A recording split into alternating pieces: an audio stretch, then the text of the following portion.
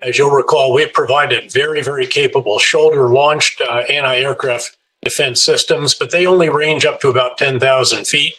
We've provided some others that provide a medium range, and this will provide the high range that will be so important to defeating the ballistic missiles from Russia that really pack the greatest punch and thus do the greatest damage and destruction to the civilian infrastructure that the Russians have been targeting, trying literally to turn out the lights, turn off the heat, and turn off the water for the Ukrainians during this winter. This is not an anti-drone system. This is an anti-ballistic missile system. So this will be focused on the cruise and ballistic missiles that Russia has been shooting at the major infrastructure sites around cities such as Kyiv, Kharkiv, and so forth.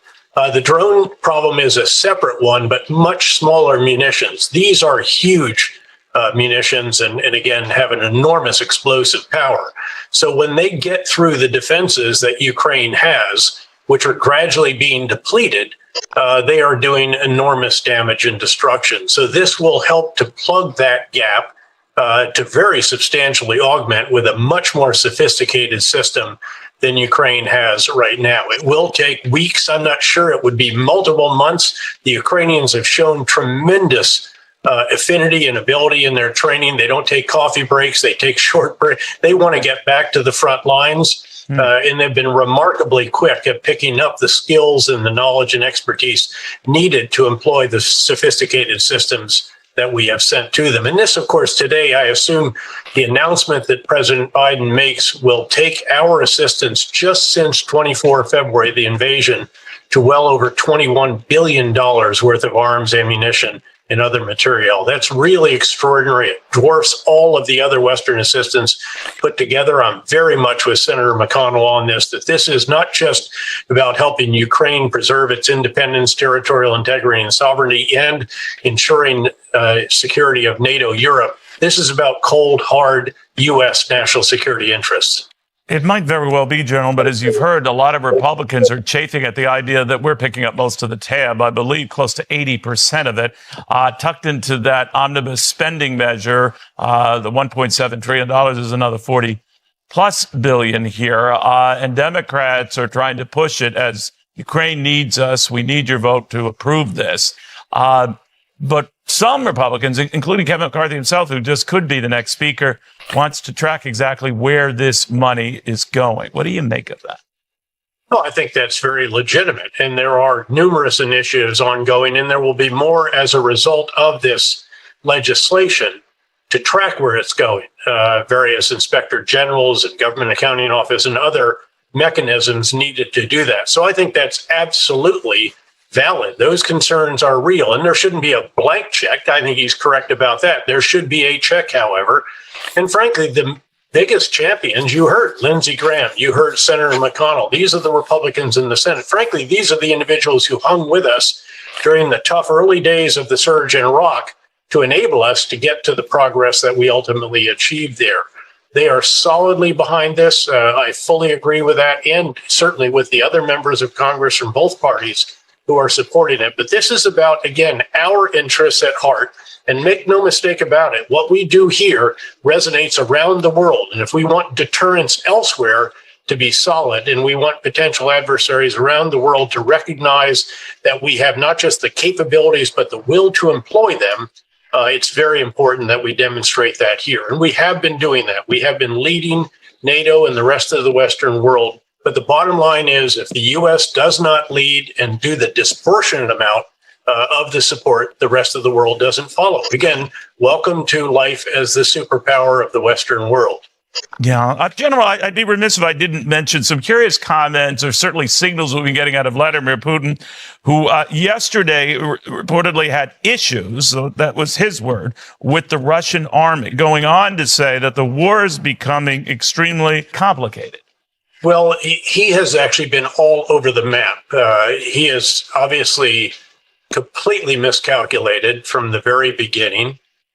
He has reacted as Ukraine has seized the strategic initiative as it launched counteroffensives, first won the battles of Kyiv and other northern cities, of Kharkiv, retook part of the area that is to the west of the Dnipro River down in the south, and launched a very impressive counteroffensive in the east. He's tried everything he can that would be domestically palatable to mobilize additional forces. It's not going well. They aren't training and equipping them adequately at all. And he's in a very difficult position. I don't think he is yet willing to acknowledge that Russia cannot outsuffer the Ukrainians, the Americans, and the Europeans, which I think he still believes is possible.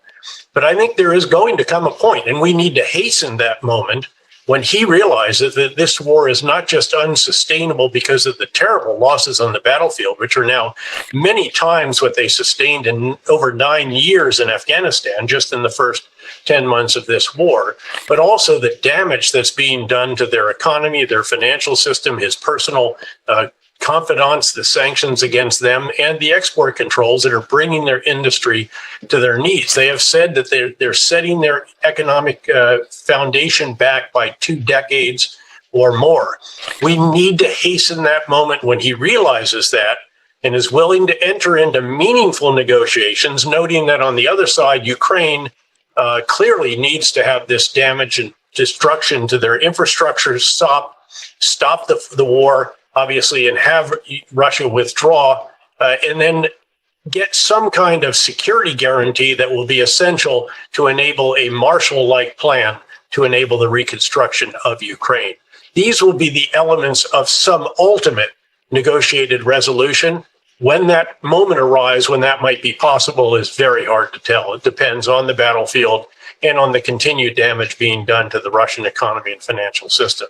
Well, there is a chasm right now. And again, none of us can even talk about the idea that there might be some land as part of some agreement. But the bottom line is going to be that at some point, and again, impossible to predict now because it depends on how the battle goes in the future and how difficult the losses are for the Russians, and whether, frankly, Russian forces start to crumble and collapse or can stay hang tough.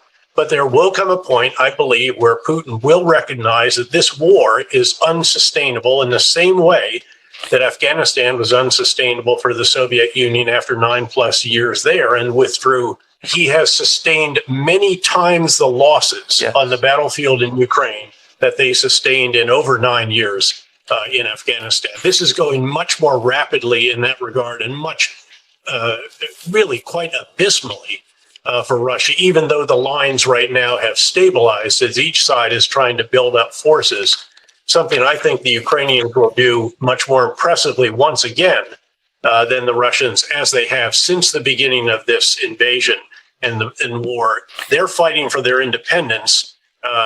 Russia is fighting for causes that their soldiers don't really completely understand.